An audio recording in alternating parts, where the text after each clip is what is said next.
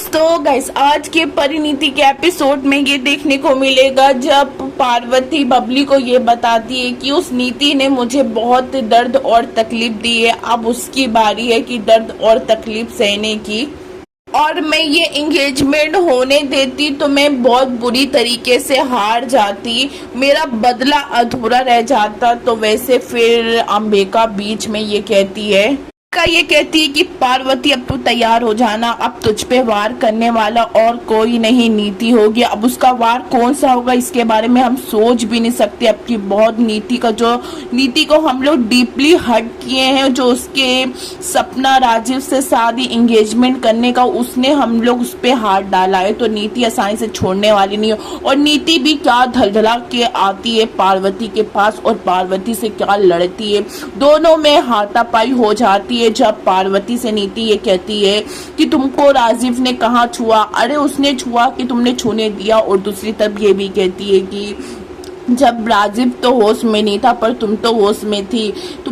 मेरा राजीव जब मुझसे बिना पूछे मुझे नहीं टच करते तो तुमको कैसे कर लेगा, तुम अपने आप को क्या हूर की परी समझती हो। तो जिस तरीके से पार्वती, नीति का गुस्सा सातवों आसमान पे चढ़ा रहता उसके सर के ऊपर, जिस तरीके से पार्वती निकालती है नीति को धक्के मार के और ये कहती है कि तुम दोस्ती की हकदार नहीं हो, और जब तुम ठंडे दिमाग से सोचना और तुम्हें रियलाइज होगा तो आना मुझसे बात करना, तब मैं सोचूंगी।